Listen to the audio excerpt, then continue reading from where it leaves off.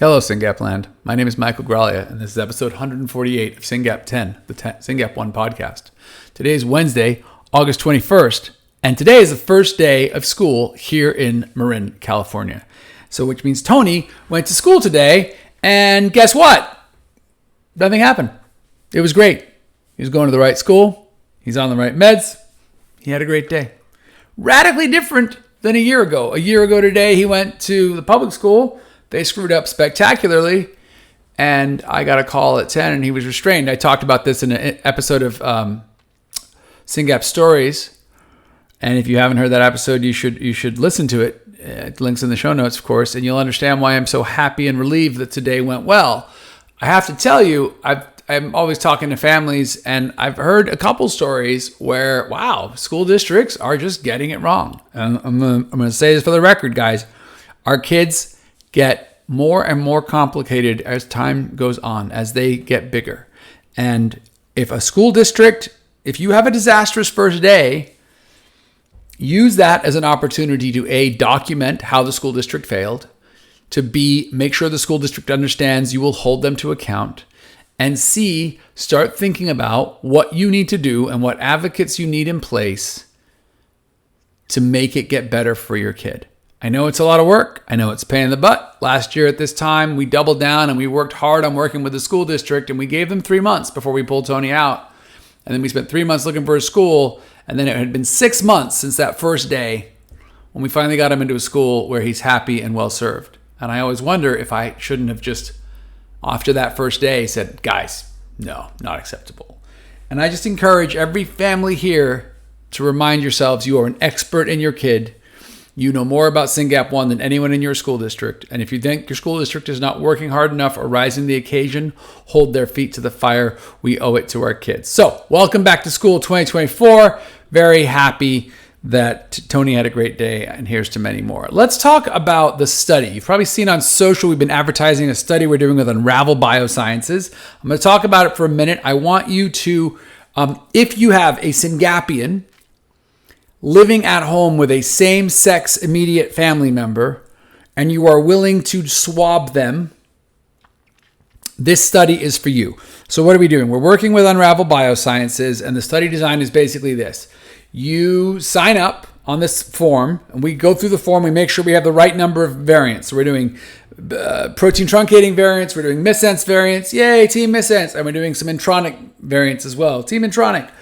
And then what we're going to do is once we figure out how many of each we're going to do, we're going to send you all an email and say, please now sign up for the study. And the study will have 3 consents. Consent for patient 1, who will be the Syngapian. Consent for patient 2, who will be the same-sex family control living in the same house. Living in the same house, right? So if it's a girl, we need a sister or a mom, but they have to be living in the same house. So if sister or brother have gone off to college and they don't live in the same house, not going to work, right? Living in the same house. Why does this matter? Because what we're doing here is we're taking the swabs, we're getting some material out of the two, and we're comparing them. And then what Unravel is doing is Unravel is saying, okay, what things are different between Syngapian and same-sex family control? And then as we look across this population of 30, 40 kids that we're looking at, what things are different in all of them? And then they say, okay, what drugs do we know that address that difference? It's just another really interesting and really innovative approach to drug discovery. SRF is investing about $100,000, I think, when we're done. This is costing us about $100,000 to do this. So thank you, donors, for that money. We are using this money to, as quickly as possible, potentially identify other molecules that we should be looking at. Why are we doing this? Because as we wait for ASOs and AAVs and genetic therapies to come around the pike, we have kids suffering every single day, and we need to ameliorate their symptoms. I heard another story today of a Syngapian who had a pretty heavy-duty intervention. I don't want to say too much, but it's heartbreaking. And we need to find better medicines and appropriately medicate our kids. I want to talk. So before I go to appropriate medication, if you have a Syngapian and a same-sex immediate family member living in the same home, and you're willing to donate a couple of nasal swabs, right? Go to this syngap.fund/UB for Unravel Biosciences. Tell us all the things. Say you'd be willing to do it. We're going to put that list together by the end of the week. So this is immediate. By the end of this week, I'm going to send out invitations to actually sign up with Unravel do the consents. They will send you swabs. They're really fast. Swab, send it back. We're off to the races. So, appropriate medication. Nobody wants to over-medicate anyone, right? Too many meds, too many problems, whatever. And I think as parents, we start by saying we need to minimize the number of meds. I don't want any more meds than I have to have. Let's just treat the seizures and be good. And I was like that too at the beginning. And I tell you, I have evolved, I hope, into not minimum meds, but the appropriate level of medication. Our children are suffering, right? Our children have seizures. We should treat the seizures. Our children have impulsivity. We can treat that. Our children can't sleep. We can support that. Our children have GI issues. There are things we can put into them for that. We need to find the appropriate. I realize it's exhausting. I realize we're all sick of it. I realize it's too much work. But we've got to help these kids, and we've got to manage the behaviors, the impulsivity, the aggression, the sleep, the GI, which exacerbates everything, and of course the seizures. Because if we don't do that, guess what? These beautiful little kids turn into beautiful big kids, turn into adults, right? And a 5-year-old or a 10-year-old having a temper tantrum is scary and a pain in the butt. A teenager losing it is really terrifying.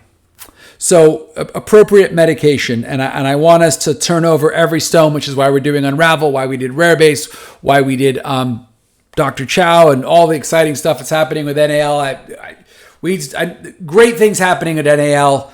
That'll be a separate podcast. But please take part in the Unravel Biosciences, and please raise money and donate for SRF, because guess what? These things cost money, but by working together and raising the money, we can make our kids' lives easier with the appropriate medications and other interventions.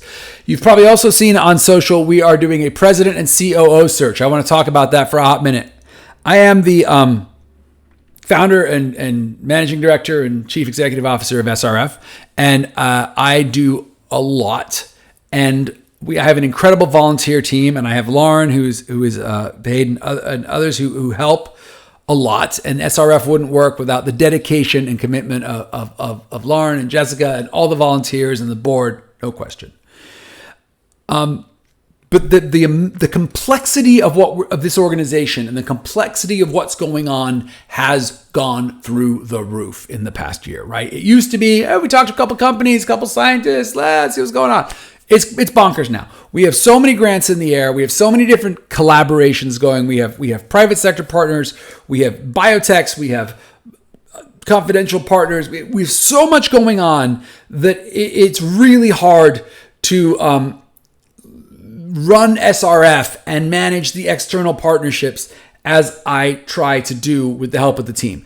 And the board and I have discussed this ad nauseum, and we agree now that it's time for SRF to pay for somebody to work full time, somebody to get out of bed, and instead of taking care of their Syngapian or not, we're happy to hire a non-Syngap person if they fit the bill, and then go do their day job and then come home and do this. No, I mean, having Lauren has been life-changing for SRF, and having a president and COO working with Lauren, still reporting to me, by the way. I'm not going, this job does not mean that I'm evaporating. This job just means that I will focus on industry partnerships, academic partnerships, and doing this podcast and talking to the community largely. And then the president and CEO will lead SRF, will deal with all the work we do internally. And of course, we'll engage in the external stuff, but I need somebody to help run SRF and keep this machine serving our patients and growing our community and communicating as we do, so that we can build more partnerships and continue to grow and evolve. Because I've said this before, when we're all dead and gone, our Syngapians won't be, and we need an organization that will advocate for them and will be here. So we need to move to building out a paid staff model. So if you know anyone who'd be a great president and CEO for SRF and could handle working with me, let them know about this job. They can be a family member, they can not be a family member. We don't care. We just want someone who gets it and has the skill and the commitment so we believe they will jump in with both feet. Let's talk about what's going on in the research world. I started doing this last podcast and I really like it. There are 293 papers to date on Syngap 1. If you go to PubMed, 33 of those were in 2024. Okay, that puts us in tied for third place. I'm telling you, this year we will hit first place. So the most papers ever written in 1 year about Syngap was 43. That was 2 years ago. I am certain we will get over 43 this year because I am aware of a lot of stuff that's in the pipe. And this one that just came out this week, since my last episode, came from a team at Great Ormond Street Hospital. Great Ormond Street is like the place in the UK. I'm not going to parallel it to something here because whoever I choose, I'll irritate all the other people. But Great Ormond Street is the bomb in the UK. And basically what they said is, hey, we compared Syngapians to other patients with NDDs, neurodevelopmental disorders, and really their fine motor and speech issues are much worse than the average NDD patient, whatever that means. And they really need more interventions. And I was like, wow, that's I guess that's news. That doesn't seem like news to me. But I think in the context of the UK system, it probably is news because what I've been struck by with our friends in the UK is they, believe it or not, Americans, they have to fight harder for everything over there. I'm not dissing the National Health Service, and I'm not talking about UK politics or how the NHS has been starved for various reasons. I'm not going to get into that. I am going to observe that it feels like our British friends and members of this global Syngap community really struggle to get services and to get appropriate meds. So this paper hopefully will be helpful to those families getting more ST and OT, which I agree is essential. So pretty cool to watch the research. And as of today, there have been 33 papers published in 2024 per PubMed, and hopefully we'll be over 43 this year. And hopefully those papers will help us all help our kids. Let's talk about some good news in the press. First of all, congratulations to Vicky Artiaga, a member of our board and just a tireless advocate for Syngap patients around the world, especially those Hispanic and Latin Americans. So Vicky created Fondo Syngap, which is legally incorporated in Colombia, where she's from. Vicky splits her time between Colombia and Florida, and she's been accepted to the FECOR. I'm not going to even try to pronounce it. But that is the National Rare Disease Organization of Colombia. And now Fondo Syngap, which is the Latin American version of SRF and partner and sister organization, is a part of FECOR. So excellent work, Vicky. You continuing to just lay the foundation and build an organization that will take care of her little girl and all the families in Colombia. Just incredible. I share the Instagram link there, like that if you can. And I want to share two other articles that came out since our last podcast. One of them was by my dear friend Justin West, who is a dad of a KCNT1 patient in Southern California. And Justin is just become a dear friend and a collaborator. And I should probably, if I ever start interviewing people, I'm going to start with him. And this is a story about him, and it's about him and his family and KCNT1 and Syngap's bad. KCNT1's got a mortality rate before 10 that is really sobering. And when I see what Justin goes through, I realize Syngap has a broad spectrum, but like everyone with KCNT1 is in a pretty challenging situation. So this is about Justin, and the reason he did this article is because we are fighting. Justin and myself and other rare disease leaders are really trying to put some pressure on CIRM, which is this funding agency in California, to prioritize as opposed to deprioritize and spend more money on as opposed to less rare diseases. And so Justin put his family in the press and talked about that. And it's a really good article. I encourage you to read it. Links in the show notes, LA Times. And then the other one is about Terry Jo Bichelle. I share links in the show notes I shared this article on X, on LinkedIn, on Facebook, wherever you go. Follow those links. Read this article about Terry Jo Bichelle in Nature. Terry Jo, you've heard me talk about before, founder of Combined Brain. But for her to be recognized and her journey to be recognized in Nature is exceptional. I think the TLDR on Terry Jo, her kid got Angelman. She was 50-ish, and she went off and got a PhD in neuroscience to help her kid. And now, Lou is in I think decent shape and is in a clinical trial for therapies that I'm sure Terry Jo had a lot to do with. And now she's created Combined Brain and is helping all of us. To be clear, Terry Jo does not need more stuff to do. She could very happily retire, and instead she created Combined Brain and helps all of us. And SRF, and by extension every single one of our Syngap patients, has benefited tremendously from her generosity and ferocious grace. So if you're a prayer, keep Terry Jo in your prayers. If you just like heroes or inspirational stories, read that article. Terry Jo's the bomb. And so let's talk about volunteer needs. As I spoke about before, I should have kept these things together. It is what it is.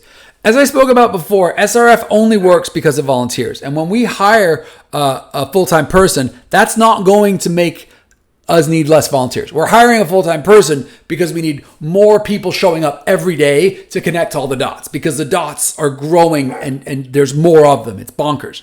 So we still need more volunteers. And I want to give a shout out to Aaron and Sarah for all their work they're doing on grants, the grant management, tracking, follow-up, signing. It's a ton of work. You can't just call someone and be like, yeah, we'll fund your grant. Here's $100,000. Doesn't work that way. You got to write a grant with a university who's in no hurry and has too many lawyers and doesn't talk to each other. And you got to get this thing done. And then you got to follow up, and they have to, anyway, it's a ton of work, and Aaron and Sarah do it. It's thankless work, and I'm so grateful. So I just want to thank them. But I want to tell you guys listening, if you're like, wow, this SRF thing sounds like so much fun. There's all these parents volunteering their spare time, becoming friends, connecting with each other, supporting each other. How do I become a part of that, right? If that's what you're thinking right now, because it should be, I want to give a shout out to two places where we really need more warm bodies and bright brains. One of them is finance, right? We have one parent, Stephanie, who is single-handedly the CFO of this organization, which means she pays bills, runs accounts, sends invoices, checks the bank. It's a ton of work. It's too much work for one person. And if there's anyone out there with a finance background who can do any part of that, accounts receivable, accounts payable, financing, accounting, reconciliation, any of that, come and work with Stephanie and help SRF keep all these numbers straight. There's a lot of numbers, guys. We're talking about a couple $1 million a year that comes in and goes out, right? It's a lot of work, and I'm so grateful to Stephanie for her work and to Rebecca before her for what she's done, but we really need more. So finance people, raise your hand, come and join the team. Fundraising, all of this takes money. And fundraising is work. You don't have to be a fundraiser. You don't have to like asking people for money. It's really process work, right? Who have we asked? Who haven't we asked? Let's send a letter. Where are we at? How has that person paid us? What's going on? Should we ask this person again? La, la, la, la, la. It's really mechanistic stuff, but we need both more people to commit to that team, and we need really someone to take on leadership of that team. Peter Halliburton led that team for many years. His career has taken off, which is unsurprising because he's exceptional. But now we need someone to both drive that team, to lead it, to remind us that to stay on task, but also people to help do the work. So finance and fundraising are the two teams that I'm pushing for right now. If you're at all interested in either, please email info@curesyngap1.org or go to our website. I think there's a volunteer page. Let us know that you can help and join us. And by the way, on the topic of fundraising, I gotta add this to the show notes. Volunteer link. I'll put it in the show notes. There is one. We've also just completed a fundraising resources page, right? So if you're like, oh, I want to raise money, I want to do a whatever, right? We have a fundraising resources page, which is really, really cool. It's got a lot of how-tos and links and stuff on there, but there's also, and I'm really proud of this, go check out this page, syngap.fund/FR for fundraising resources. A good summary of all the fundraisers we've had over the years. It's really exciting to go and look at that. And if you've been around for a while, it's a bit of a trip down memory lane because we come together and we celebrate our fundraisers. Speaking of fundraisers, the DC Trivia Night is coming up. This is on our website. Scramble for Syngap is in 45 days. This is the big gala in New Jersey. If you are anywhere near New Jersey, so I'm basically on the eastern seaboard here, right? I'm thinking Boston to DC. If you're anywhere in there, consider going to the gala. It's an exceptional event. They've been doing it for years now. There's a lot of Syngapians there. Karen will be there hopefully, and she's pushing 70, isn't she? I don't know. Karen's right behind me on that poster on the wall. We made a movie about her. But Karen's amazing. And you might get to meet Karen, and there'll be a lot of other families there, and it's really a wonderful night. Every year, the reports are amazing. That's in 45 days. And if you have anyone who's a donor, who's a supporter, who's a family member, encourage them to go. Use it as an excuse to go to Jersey for the weekend, go to New York, whatever. Check out this event. Please go. Please support it. It's an exceptional experience. It's a great celebration of community. And by the way, we need to raise money. We need to raise money, guys. It's real. We have a lot of work to do. This Unravel Bio Sciences, which I talked about at the top, $100,000. Where's that coming from? It's coming from donors. So let's get some donors in the room. Also, I misspoke. The Syngap Gala is in 59 days on October 18th. The Scramble for Syngap is a golf gala in South Carolina led by Julie Miles and her husband, and that's in 45 days. Both of those. So if you're south of DC, go to South Carolina on October 15th. If you're north of DC, go to Jersey on October 18th. And don't let me box you in. If you want to go to the one that's farther away, go for it. But help us raise some money. There's also online fundraisers. The Missense Fund is raising it. They're at $21,600. Emmy's family is still raising $6,550. And you can fundraise too. There's a link in the show notes how to create a fundraiser. Let's talk about the conference. The conference is in 106 days. It is in 106 days. That is dangerously close. It is time to book yourself for the conference, to book your hotel room, to get excited about going to LA, to get excited about seeing all your friends, new and old, at the conference. I spoke to a mom this morning who was diagnosed 3 months ago. I said, "You going?" She said, "Oh yeah, we're booked. We're excited. We're going." And then I connected her to another mom, and now they're just going to connect to the conference. So cool. 106 days, guys. It's going to be It's going to be the event of the year, I tell you. Already, 57 scientists and 66 people have 57 scientists have registered for Science Day, and 66 families have registered for Family Day. That's pretty amazing. Come to both of them. Meet those people. Be a part of this community. Help us underscore that the Syngap community stands ready for industry to work with us and to partner with us. It's so exciting. If you're in Georgia, blood collection on September 26th. If you're in Kansas City, Missouri, blood collection on September 29th. If you're coming to the conference, you can do blood collection there. We have a biobank. We collect blood. We use this blood to make cell lines. We use this blood to share it with industry and labs who want plasma to test things. It is an invaluable resource. And by collecting it through the year and keeping it in the Combined Brain Biobank, thank you, Terry Jo Bichelle, we are able to respond to industry quickly. There's a lot of people who've given to date. I should actually know what number that is. And it's a big number. And we are using those samples actually right now on a project that I also need to tell you about another time. But anyway, Biobank, Georgia, Kansas City, LA. Links are in the show notes. Donate if you haven't. We're pushing the end here, guys. Social media matters. It's how we find people. It's how people find us. Over 1,000 followers on YouTube, 3,744 on LinkedIn, 11,375 on Twitter, Instagram, TikTok, all the things. If you are on LinkedIn, make sure you are following SRF. That is a place I really think we can turn up the volume. We can get more followers. If we shared that content, people pay attention. That's where industry pays attention. That's where scientists pay attention now that Twitter's very confusing. So anyway, and if you're newly diagnosed, I always end with this, syngap.fund/resources. They're there for you. The information is there for you. I've had family after family call me and say, wow, we're so grateful for all of this information that we learned from SRF. And I'm glad. I remember when I was diagnosed, it was terrifying. There was a whole lot of nothing on the internet. And if you just go to our website and you sit back and you say, wow, if this wasn't here, where would I find useful information and what would I do? That's what SRF exists for, guys. To help every family as they're diagnosed, as their kids grow, and then to continue to build this community so we can help each other. It's really exciting. It's really exciting. Happy back to school. Thanks for listening. I will see you in LA.